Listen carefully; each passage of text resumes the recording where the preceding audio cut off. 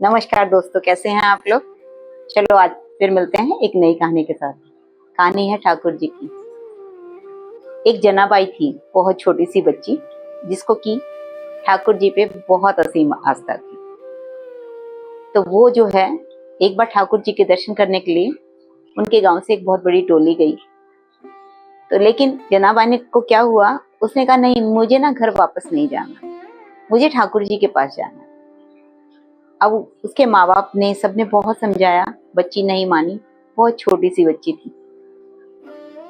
और उधर जो है नामदेव जी, वो भी आप सब लोगों ने शायद नाम भी सुना होगा। नामदेव जी ठाकुर जी के बहुत बड़े भक्त हैं। कहते हैं कि ठाकुर जी हमेशा रात को नामदेव जी से मिलने आते थे। किसी को ठाकुर जी नहीं दिखाई देते थे, पर नामदेव जी को ठाकुर दिखाई देते थे। जब जनाबाई बहुत नहीं मानी तो घर वालों ने उसको वहां छोड़ दिया। छोड़ने के बाद जनाबाई को जो है ये तो पता नहीं था कि ठाकुर जी कहाँ रहते हैं। बस बैठ गई, चुपचाप बैठ गई। तो चांस की बात है कि वो बच्ची जो है नामदेव जी के घर के थोड़ा सा ही दूर थी। अब नामदेव जी शाम के टाइम हमेशा ठाकुर जी का भजन करते थे, नृत्य करते थे और बड़े खुश होते थे। ठाकुर जी ने जब देखा कि सब लोग नृत्य कर रहे हैं तो वो भी अपनी जो है मूर्ति से बाहर निकले और आके इतने मगन हो गए नाचने में कि नाचते नाचते भीड़ के अंदर ही पहुंच गए। भीड़ में जो लोग झूम झूम के नाच रहे थे, जैसे उन्होंने आंखें खोली, उन्होंने देखा अरे ये तो ठाकुर जी नाच रहे हैं। अब ठाकुर जी नाच रहे हैं तो कोई पैर छुए, कोई हाथ छुए, कोई जो है जय जय करे। अब नामदेव जी बड़े खुश। उधर से जो है शोर सुन के जनाबाई भी आ गई। छोटी सी मासूम बच्ची है, 8-10 साल की कुल। अब वो आने के बाद उसने देखा अरे सब लोग तो सफेद कपड़े पहने हुए हैं, बीच में कोई पीले वस्त्र में ये कौन नाच रहा है। उसने बड़े ध्यान से देखा, गौर से देखा। फिर उसकी आंखों में जो ठाकुर जी की छवि थी तो उसको वो हूबहू वही दिखाई दिए। दिखाई देने के बाद बच्ची भी झूमते झूमते वहां आ गई और ठाकुर जी के साथ वो नाचने लगी। और नाचते नाचते वो बहुत मगन हो गए और ठाकुर जी भी उसकी तरफ बहुत वात्सल्य, प्रेम भाव से बच्ची को देख रहे हैं।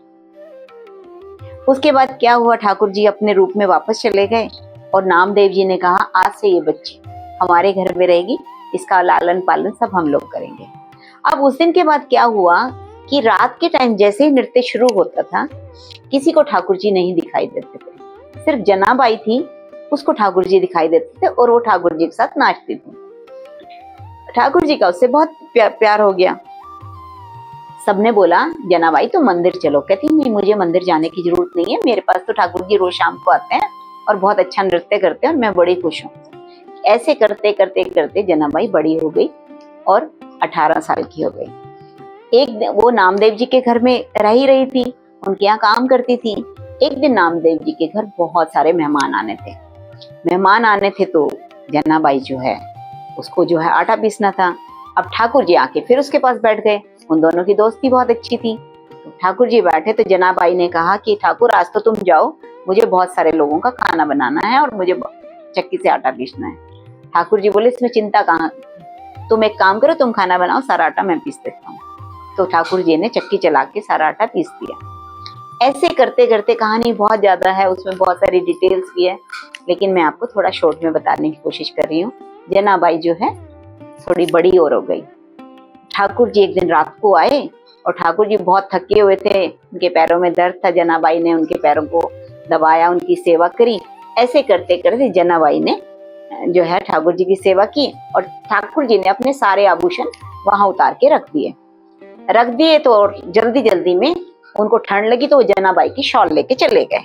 सुबह जब मंदिर के कपाट खुले तो देखा कि एक शॉल ठाकुर जी के ऊपर है, वो जनाबाई की शॉल थी और ठाकुर जी के शरीर पे एक भी वस्त्र नहीं, वो आभूषण नहीं था, सारे आभूषण गायब थे। अब सबने सोचा कि जनाबाई ने शॉल उड़ा के और ठाकुर जी के गहने चुरा लिए। अब सब जनाबाई को चोर चोर चोर चोर करने लगे। जनाबाई ठाकुर जी के सामने आके रोने लगी। बोले ठाकुर जी तुम क्या करते हो, किसी के घर मत जाना आज के बाद। किसी के अपना कोई हाथ का कुंडल छोड़ोगे, कहीं गले का छोड़ोगे तो लोग तो उनको चोर समझेंगे। आज मुझे भी चोर समझ लिया गया ना, तो ठीक है, अब मुझे जो सजा मिलेगी मैं भुगतने के लिए तैयार हूँ। जनाबाई को फांसी की सजा हो गई।